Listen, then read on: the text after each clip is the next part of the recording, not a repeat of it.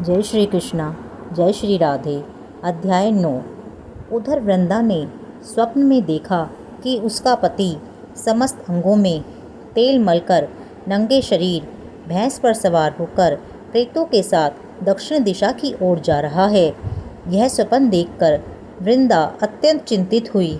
महल, अटारी, गौशाला तथा वाटिका आदि कहीं पर भी उसे विश्राम नहीं मिला। तब वह एक वन से दूसरे वन में जा पहुंची। वहां उसने सिंह जैसे मुख वाले 2 राक्षस देखे। उन्हें देख वह सहसा भयभीत हो गई और एकदम वहां से भाग खड़ी हुई। आगे जाकर उसने एक तपस्वी और उसके शिष्य को देखा। उनसे अपनी रक्षा की प्रार्थना की। विनय सुनकर मुनि ने अपनी एक हुंकार से ही उन राक्षसों को भगा दिया। तत्पश्चात वृंदा ने विनयपूर्वक मुनि से कहा कि हे मुनि, मेरे पति जलंधर तथा महादेव जी का घोर युद्ध हो रहा है। उसमें विजय किसकी होगी, बताने की कृपा करें, क्योंकि आप सर्वज्ञ हैं। वृंदा के वचन सुनकर मुनि ने आकाश की ओर देखा। उसी समय 2 बंदरों ने आकर मुनि को प्रणाम किया और फिर मुनि का संकेत पाकर वे दोनों बंदर वहां से चले गए। पुनः थोड़ी देर बाद वे दोनों बंदर आकाश की ओर से आए और उन्होंने जलंधर दैत्य का सिर तथा धड़ लाकर पटक दिया। वृंदा अपने पति के मृत शरीर को देखकर अत्यंत दुखी हुई और विलाप करती हुई पृथ्वी पर मूर्छित होकर गिर पड़ी। मुनि ने अपने कमंडल से वृंदा पर जल छिड़का तो उसमें कुछ चैतन्यता आई। तब वह पुनः विलाप करती हुई मुनि से कहने लगी, हे मुनि, जिसने देव, गंधर्व एवं विष्णु सहित तीनों लोकों पर विजय प्राप्त की थी, वह शिवजी के हाथ से कैसे मारा गया? आप सामर्थ्यवान हैं, इसीलिए किसी प्रकार मेरे पति को फिर से जीवित कर दीजिए। तब मुनि कहने लगे, हे भद्रे, शिवजी के हाथ से मारे हुए को जीवित करना असंभव है, परंतु फिर भी हम तुम पर कृपा करके इसको जीवित किए देते हैं। इतना कहकर मुनि अंतर्ध्यान हो गए और जलंधर जीवित हो वृंदा के साथ प्रेमालाप करता हुआ आलिंगनबद्ध हो गया।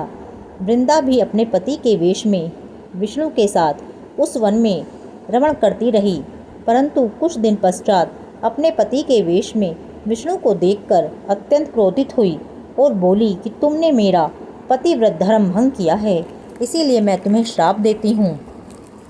निश्चय ही वह कपटी मुनि तुम ही थे। तुमने माया द्वारा जो 2 राक्षस बनाए थे, कालांतर में वे ही दोनों तुम्हारी स्त्री का अपहरण करेंगे और जो तुम्हारा शिष्य था वही बंदर रूप धरकर तुम्हारी सहायता करेगा।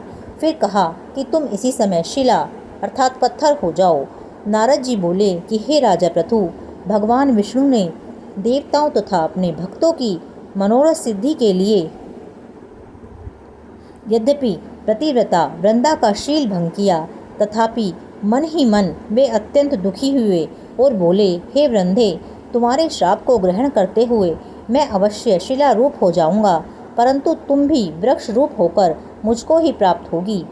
उसी समय वृंदा अपने पति के चरणों का ध्यान करके विष्णु जी के मना करने पर भी अग्नि में प्रवेश कर गई और विष्णु जी वृंदा का स्मरण करके उसकी चिता भस्म में लौटने लगे।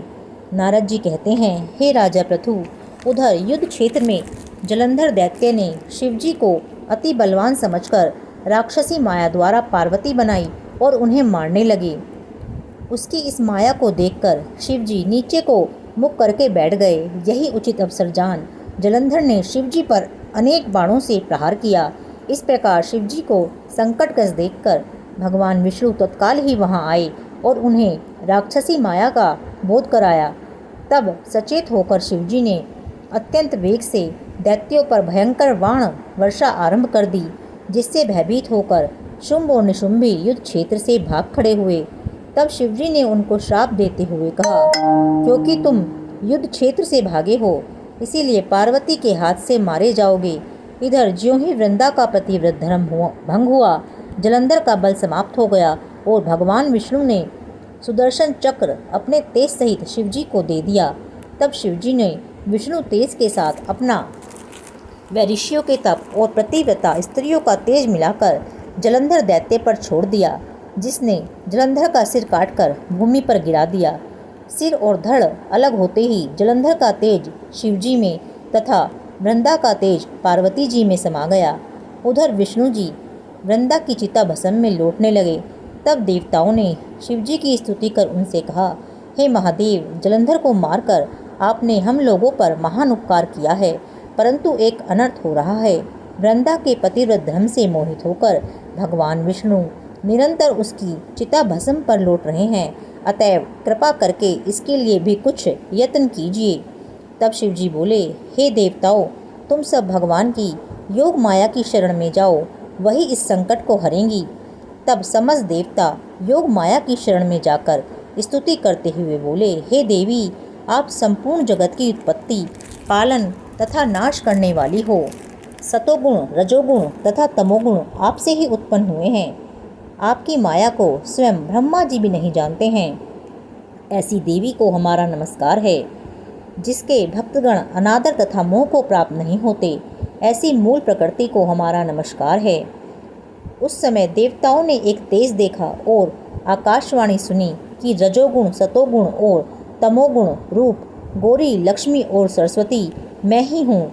इन्हीं तीनों रूपों से तुम्हारी कार्य सिद्धि होगी, इसीलिए तुम उन्हीं की आराधना करो। फिर उन तीनों देवियों ने प्रकट होकर 3 बीज देते हुए कहा कि इन तीनों बीजों को जहाँ पर विष्णु हैं बोकर अपना कार्य सिद्ध करो। देवताओं ने तीनों बीज ले जाकर जहाँ वृंदा की चिता में विष्णु जी लौट रहे थे जाकर बो दिए। उन तीनों बीजों से 3 वृक्ष उत्पन्न हुए। रजोगुण सरस्वती से आंवला, तमोगुण गौरी से तुलसी और सतोगुण लक्ष्मी से मालती हुई। श्री लक्ष्मी जी ने अपना बीज ईर्ष्या युक्त होकर दिया था, इसीलिए मालती भगवान की पूजा में निंदित तथा आंवला और तुलसी भगवान को अति प्रिय हुई। इस प्रकार वृंदा ने वृक्ष रूप हो भगवान शालिग्राम से संयोग किया। इसी कारण कार्तिक के उद्यापन में भगवान की पूजा तुलसी के मूल में होती है। नारद जी कहते हैं, हे राजा पृथु, जिस घर में तुलसी का वृक्ष होता है उसमें यमदूत कभी नहीं जाते। नर्मदा तथा गंगा जल और तुलसी का पूजन, ये तीनों कार्य समान हैं। मनुष्य चाहे कितना ही पापी क्यों न हो, जिसके प्राण मंजरी सहित निकलते हैं, वह पाप मुक्त होकर सीधा बैकुंठ को जाता है। जो मनुष्य अपने पितरों का श्राद्ध तुलसी और आंवले की छाया में करते हैं, उसके पितृगण मोक्ष को प्राप्त हो जाते हैं। जो मनुष्य मंजरी युक्त तुलसी दल तथा आंवले का फल मुख में रखता है, वह साक्षात विष्णु के समान है।